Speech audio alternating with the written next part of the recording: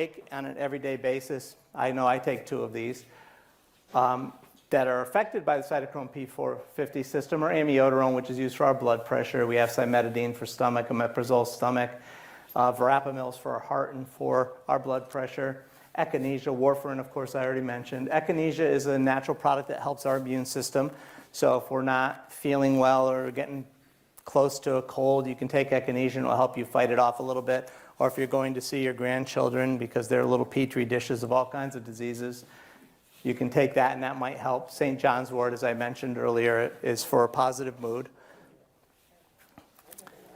So what we need to know is, will CBD cure me? What will it do?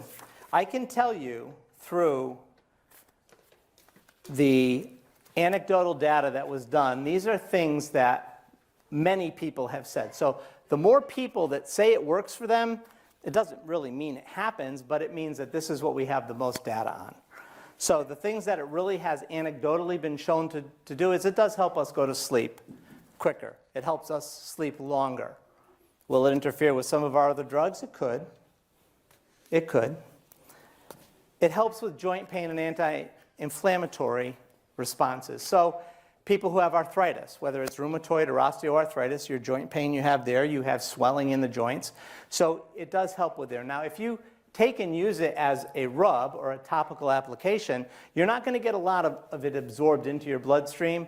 So you're probably not going to have the interactions that you would if you were taking it as a tincture or a capsule or a gummy in the shape of Lawrence Taylor. It probably wouldn't do that. It also is proven anecdotally, it's not proven, sorry. Anecdotally, a lot of people say that it does help with general anxiety, but only acute general anxiety. So the first parts of general anxiety. So maybe if I was nervous before I got up to speak, I might take some CBD and that would help me relax. Or if I had to take a big exam, it might help a little bit. But it doesn't help in general anxiety, chronic general anxiety, people who are nervous about everything. It really doesn't. It wears off. And then people then will take more because they think, well, it worked at the beginning, so I just have to take more, which isn't always true. And if you're going to buy some, you're going to have to do your due diligence on that, and I'll talk about that in a second. It also has shown anecdotally to relieve stress because it makes us complacent, because even the CBD stimulates our CB1 receptors. So it makes us a little more relaxed and things like, we can have it. There's an old saying there that in life, it's 10% about what happens to you and 90% about how you react to it. Well, maybe this will help you to react a little less stress to it. I could have used some this morning because everybody was supposed to be to work at 9 o'clock, was not there at 9 o'clock this morning. It does help with glaucoma, and with CBD we do have the studies to show that it helped with narrow-angle glaucoma, but there are better drugs on the market now, so they fell out of use. The Marinol fell out of use. And for nausea and vomiting that's due to chemotherapeutic agents, that was a proven fact, but again, there are better drugs out there. Zofran is much better, much cleaner, no drug interactions. So that's what they talk about with that. So after we're done, should you all go out and run out and buy it? Should you go run out and buy it? You should do your due diligence. And what I mean by doing your due diligence, you have to check with your doctor first. Whenever people take any kind of supplement, you should always tell your doctor what you're taking, just so that they have it known. Because if something happens, they can maybe say, well, when did it happen? Oh, I noticed here, you said that for 2 months you've been taking it. 2 months ago you started this new supplement. So let's try stopping that for a little bit and see how that works. You can go to your pharmacist and say, can you look at my list of medications and see if CBD would interact with that? Is it going to interact with the cytochrome P450 enzyme system? And you should research the company to look at what they have on the label. Now, I've done quite a bit of research on companies that are out there. It's important to know whether it's an isolate or full spectrum. The difference is that an isolate has no THC in it at all. The safest way and most efficient way to isolate CBD from hemp or cannabis is to use a CO2 extraction method, but that's very expensive. So those products are going to cost a little more. Full spectrum is going to have THC. It can have up to 2% THC in it. But if it's being sold as CBD, it has to have less than 0.3%. But they do have both of those. Now, in the research that I've done with different companies, you're going to laugh at this, but we're next to Palumbo's, and in May, Palumbo started selling CBD. So I went over to see what they had, because I wanted to know, what do you got? And they had 2 whole displays of CBD. They were gummies and capsules, and they were labeled mild, moderate, and strong. And it had no designation. And, you know, we're a science guy, so when you come in with your HCTZ, I'm saying, well, is it 12.5 milligrams? Is it 25 milligrams? Is it 50 milligrams? There was no milligram strength on there at all. There was no percentage on there. It didn't even mention whether it was cannabidiol or THC or anything. So those are things you have to do, though. As I said, Big Y has partnered with Medterra. They're a Los Angeles company. They have their bottles labeled as to what strength they're giving you. They have how much THC is in each of the bottles, if it contains it. They also are assayed at their own lab. They own their own lab, so they send you a sheet that shows you their PK numbers that they passed the assay of less than 0.3% with each batch that you buy, the company that sells it to you. There's another company in Florida called PharmaCanna. This company is it's run by pharmacists, not that that's good, bad, or indifferent, but they also have it assayed, but they have it assayed independently at a different lab. And they, again, send you the form to show you with each batch that you bought that you have 0%. They only sell isolate. They don't sell any full spectrum. And then last talk I gave last week, I gave this talk in Canton, and there was a woman there who represents a company called Green Compass out of Wilmington, North Carolina. So I did my research on them, and I called them, and they called me back 2 days later, and I spoke at length with the gentleman there, one of their scientists. They have their own medical director. They have their own quality assurance programs. They also label what's on there, and they do their own independent lab testing. So those are what you have to do. Now, if you buy it, how are you going to do all this work and find out where it is if you're unsure of buying it online? If you went to a reputable place, so if you went to a recreational or medical marijuana dispensary, they have CBD as well, and they probably have a company.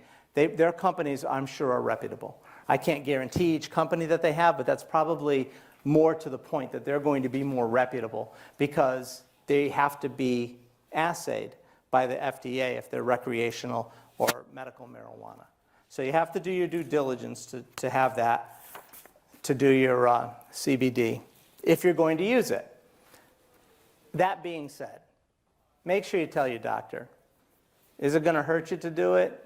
Probably not. I tried, the Medterra gave us samples, so I golf. Not well, Michael, yes, I know.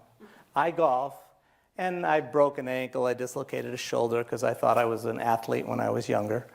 And so I always take an ibuprofen beforehand so that I don't feel sore when I'm done getting beat by Michael. But I took a CBD tablet from them. I took 1,000 milligrams with 0% THC. It was an isolate. It didn't really do anything to me. Do I have to just do one try and see if it works? Probably not. You probably have to do more than that. But I gave up after one. It didn't really do anything for me. I've had people, again, anecdotally, who are customers of ours, who use it topically for arthritis, who put it on and say, if I use it every day, it's okay. I'm not 40 years old again. You know, one of the guys is 70. He says, it's not like I'm 40 again, but it's okay. You know, if I don't use it for a week or so, I find that I'm a little stiffer getting up in the morning. So is it helping him? Probably. Is his brain telling him that it's better, so he's better? Maybe.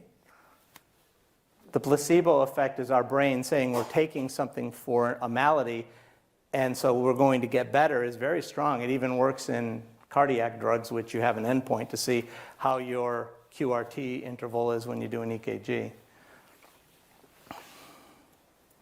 I want to talk really quickly about something called cannabinoid hyperemesis syndrome, or CHS. This is if you're getting a product that isn't really reputable and you're getting high doses of THC and you're using it every single day, normally ingesting it orally, whether it be a capsule, tablet, gummy, or liquid that you're putting in your food or just taking by itself a tincture. What this is cannabinoid hyperemesis syndrome. There's 4 different sites. It's a cyclical syndrome, and it happens with people who use marijuana daily or mostly daily with THC, high levels of THC in it. There's a prodromal phase, which kind of is analogous to women in their first trimester of pregnancy. They feel nauseous in the morning. They don't really feel themselves. They have a decreased appetite. Then there's the emesis phase where they're vomiting a lot, and they can vomit up to 5 times an hour. Then they go into recovery and into remission where they're fine and normal again. The problem is that it's cyclical, so what happens is in the prodromal phase, because they're losing their appetite, anecdotally, marijuana makes you have a better appetite. When Colorado first started selling marijuana in 2015, they opened their first recreational dispensary, and some really, really, really smart lady, and most of you ladies out there are smarter than us guys, some really smart lady brought her Girl Scout troop up, and in 5 hours they sold 4,000 boxes. Really bright. So it does increase your appetite, anecdotally again. Marijuana does do that. So what they're going to do is they're going to increase their usage, which is actually bad for them. Then they're going to stop while they're throwing up because you don't really want to do anything when you're throwing up all the time. In your recovery phase, you're getting back to feeling normal again, and then when you're in remission, you feel normal, you're going to start using marijuana again if that's your mindset, if that's what you do, if that's what you like to do. So that's something that is, and they found, and now they're starting to do studies on it, they found that the only thing that helps to make it go away is taking hot baths or showers or using chili powder spreads, which is capsaicin that they use for arthritis, rubbed on the abdomen.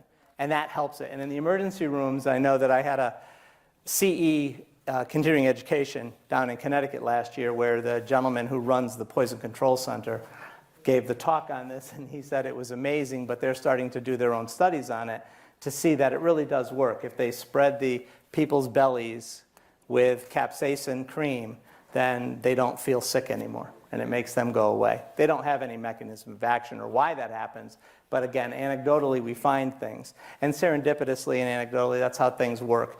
Gabapentin, I'm sure you've heard of gabapentin. It was originally built as a seizure drug. It was an adequate seizure drug. It wasn't great, but it was adequate. It did okay. But people found that for nerve pain, it's really good.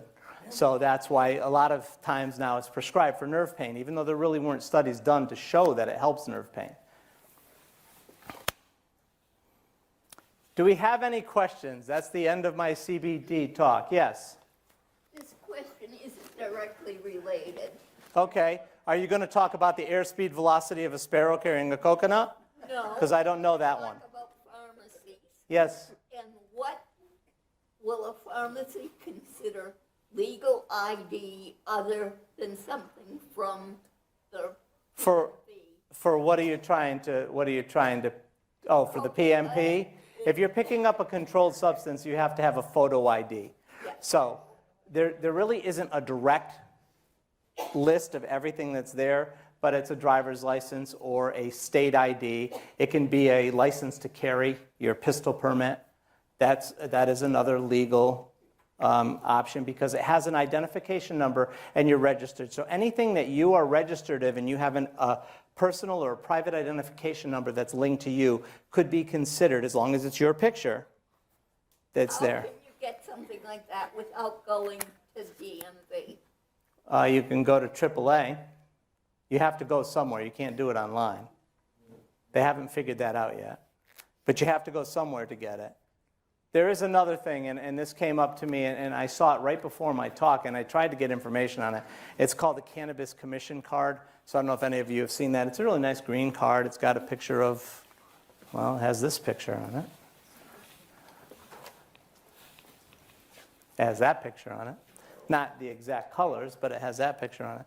And what it is it's for medical marijuana.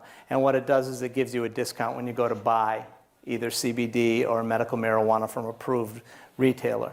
You have to go to see a specific doctor. It's a $200 fee, paid cash. They don't bill it to your insurance.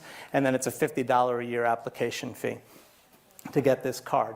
A gentleman asked me about it. I went online to try to find out what it was, and I got some nice data that said that their mission statement is for the proper and respected use of CBD and marijuana.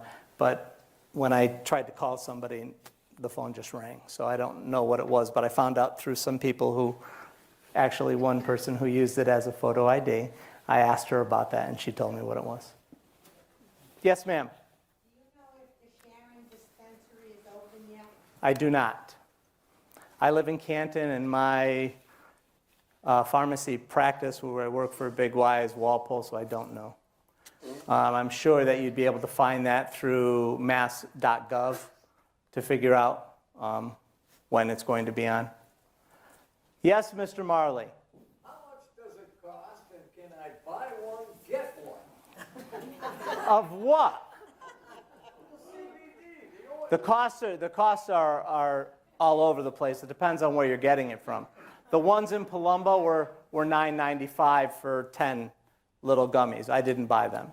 But if you go to a place that's going to be selling you a pure isolate, and they have the data to back that up, you're probably going to pay better than $30 for a month's supply, probably between $30 and $80 for a month's supply. And can you get one? You'll have to ask Evelyn that. That's his wife. It's not his decision, and he should know better. Anybody else? Yes, ma'am. Why is there such a huge range in the price? I mean, I know it's not regulated, so everybody can make it.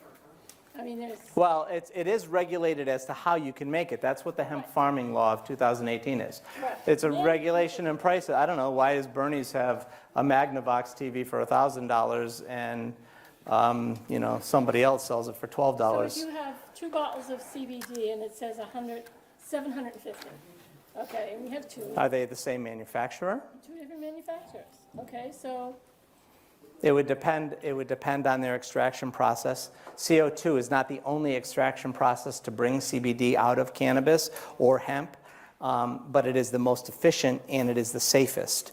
You don't have any ancillary or leftover products from that whenever you do anything. A lot of times when you dissolve something in a solvent, some of that solvent stays with it. So if you're using something that could be toxic or harmful to the body, then that might still be in there. It also depends on the company. You know, if the company is in for the short term, they're probably going to sell it cheap because they want you to buy it. right, but we don't know that as. Correct. That's why I said you have to do your due diligence. Right, and I've done hours worth of due diligence. Okay. And the range, What'd you come up with? I came up with. What'd you try? I've tried Charlotte's Web, which is a very good program. Mm-hmm. CBD. I've tried, One thing, let me just take that one other step. I looked on, you can find anything online to support whatever belief you want. There are studies out there to support whatever belief you want. The first time I gave this talk, the first 2 times I gave this talk, I gave it to my darling wife, who is the brightest woman I know. And so she wants me to do well, but she doesn't want to make it easy for me. So she did a whole lot of research on stuff. So the second time after I did it, she said, okay. And she pulled up on the computer these websites that she went to. And there was a website that was set up almost like a syllabus for curriculum of a university. So it said cannabis, it said CBD 101, and then it said our research, and then it said who our faculty is. And it was just a company selling CBD oil. Now the differences are the websites that I go on to the NIH, National Institutes of Health websites. I go on to CNN has a very good website. I do Pharmacist Letter and the American Medical Association. Those are the websites that I normally use when I look at things. And the whole difference is on the 3 pages of that company that had their faculty listed and all of the things they do had no citing of any statement. They had no sites, no study sites. When I went on the first NIH website to talk about general, how it's used in acute general anxiety, the first page had 27 study sites or 27 letter sites. So is that overkill? Probably for the lay public, but that's the difference. So if you're reading a website and you see that on your first page that probably has, I don't know what, 150, 200 words on it, and there's no sites, or one that has 4 sites, or one that has 25 sites, you may want to choose the one in the middle just to see. And click on that site, because the link will take you right to that study, so you can see whether it's done. Now, was the study done in Germany, let's say, and the population that they used was 700 people, and it was done by Professor so-and-so, or was it done in Joe's garage with 3 guys after the band played? And that will tell you that. The studies will tell you at the end what their methodology was. They will. If it's a published study, they will tell you that. It's a very difficult and concerning issue. Do you want to use it topically, or do you want to use it orally? You don't have to answer these. These are just rhetorical questions. If you're using it topically, I don't think you have to be as strict in looking, because you're not going to absorb a lot of it, unless they're using something that's very quick to get through your skin system. Maybe their solvent is DMSO, which goes right through our skin, so you don't know. The 0.3 THC. Does it show up in a blood test? Yes. It does. Yes. So it shows up as. If they're Yeah. testing for THC. Right. And it depends on the specificity of the lab. Now, I don't know what all those are, but yes, for drivers of commercial drivers, it's important, because they don't know when they're going to get called. They just get called, But and the they have to go. 0.3 will show up. If their specificity is 0 tolerance for THC, it will show up. I don't know what their specificities are, and that's a really good point. But laws are changing already. Laws are changing for that because, for instance, because now marijuana is legal recreationally and medically in Massachusetts, people want to have their records expunged for marijuana offenses. Because when they go to look for a job, it says they have a record. And some people don't look to see what those offenses were. So it says, oh, you have a record. That's it. If Desmond only had marijuana charges, and it was only small amounts of marijuana charges, then why should he be penalized? I'm not saying yes or no that he should or shouldn't be. That's just the thing. So things are changing. Yes, sir. 9 days. You can, if you smoke a marijuana joint, that is, Whereas can't other drugs 2 days, 3 days? well, the rule is 5 half-lives. A half-life is the amount of time our body takes to remove half of that dose. So if you took 100 milligrams and 3 days later you had 50 milligrams, then your half-life is 72 hours. So that's what they go by. And in 5 half-lives, the drug will be still in your system, because you can't get to 0 when you're always removing half. But it will be negligible in 5 half-lives. Marijuana will stay in our system for 9 days. They can find it in your hair follicle 9 days later. Thank you very much, everybody. Have a great day.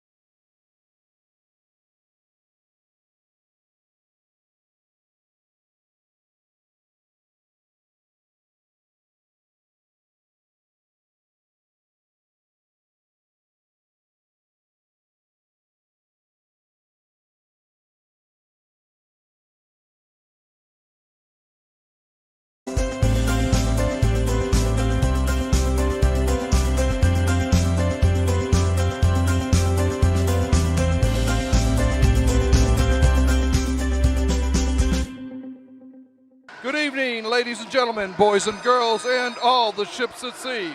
Welcome to tonight's March 8th, 2020 Walpole Media Corporation broadcast of Boys Varsity MIAA Division I South Sectional Championship hockey action between the Archbishop Williams High School Bishops and your Walpole High Rebels from the Gallo Arena in Buzzards Bay. My name is Rick Brown, your voice of Walpole High Sports. Joining me with concise color commentary will be Mike Dusso. We'll be providing all of tonight's play-by-play action. The Rebels have played superb two-way hockey thus far in the tournament play, stunning Braintree 2-1 in the first round, eliminating defending Division I state champion Duxbury 3-2 in the quarters, and trimming Falmouth in the semis 2-1. Walpole will be looking to continue this surge as they go after their 7th straight win, a victory of which would match Walpole's longest winning streak since capturing 7 in a row from December 26, 2018 until January 19, 2019. Goalie Jack Curran has been outstanding between the pipes, allowing just 8 goals in this 6-game winning streak. The winner of this game will face the North Sectional champion, either Belmont or St. John's of Shrewsbury, for the Massachusetts State Crown next Sunday at the TD Garden. This is Walpole's deepest advance in the MIAA tournament since 1987, when the Rebs lost to BC High in the old Boston Garden. Some of the members of that team included current Walpole High girls hockey coach Joe Verderber, Scott Meehan, a former Walpole boys hockey coach, Billy O'Connell, Brian Carter, and Billy Innocent.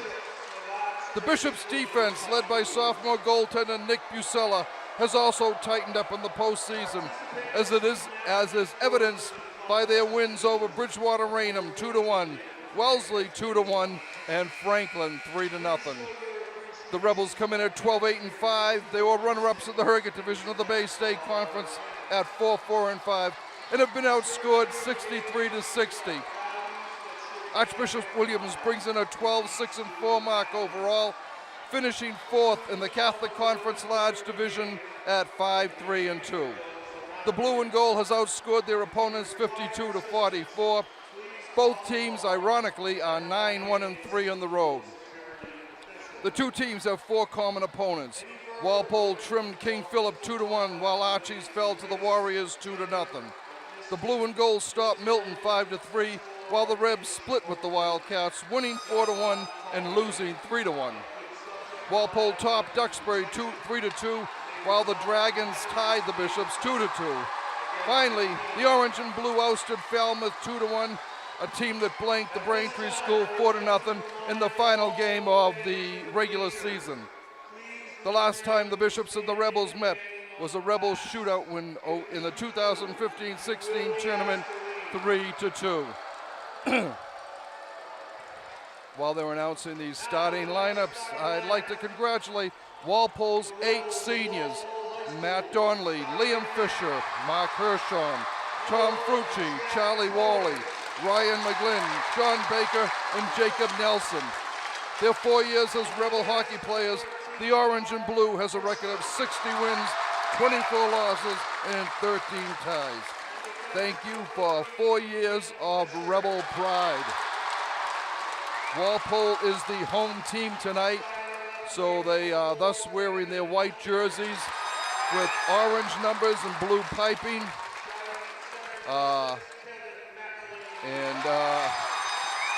Archbishop Williams, their blue uniforms, blue lettering with gold and white piping and letters. There is once again another huge showing of Rebel fans here, with busloads of students and fans coming down to play to see this game here. So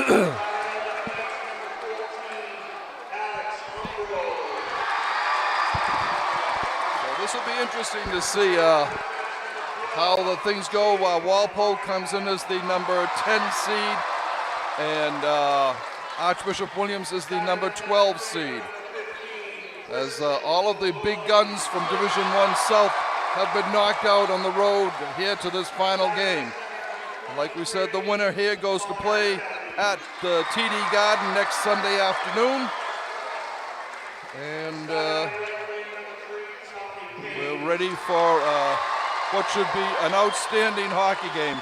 Both teams very defensive-minded, Mike. Yeah, that's what you got to expect. It's going to be a low-scoring game, and should be a real test for Walpole. And we'll see if they can get the first goal. That'd be huge. All right, we'll have the playing of the national anthem. Well, Mike, I won't say that the fans are pumped, but that's the first time I've ever seen them turn off the official playing of the national anthem so the fans could sing it. Oh, me too. I've never heard the national anthem done as a round before. Right, yeah. Archbishop Williams a little ahead, but Right. I think Walpole won that one, round one at least of this game.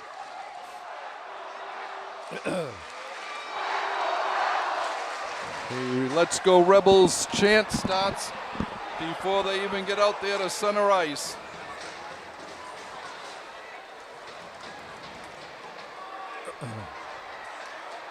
All right, for the Rebels, we will have, let's see, Jason Finkelstein at left wing. Kevin McElhaney at center. And the puck is taken by Tom Fucci, who, no, it's not, it was Declan Hunter who dumps it into the zone. Walpole's able to keep it in. Goes over to the side, clears up along the boards, taken at center ice by Finkelstein, who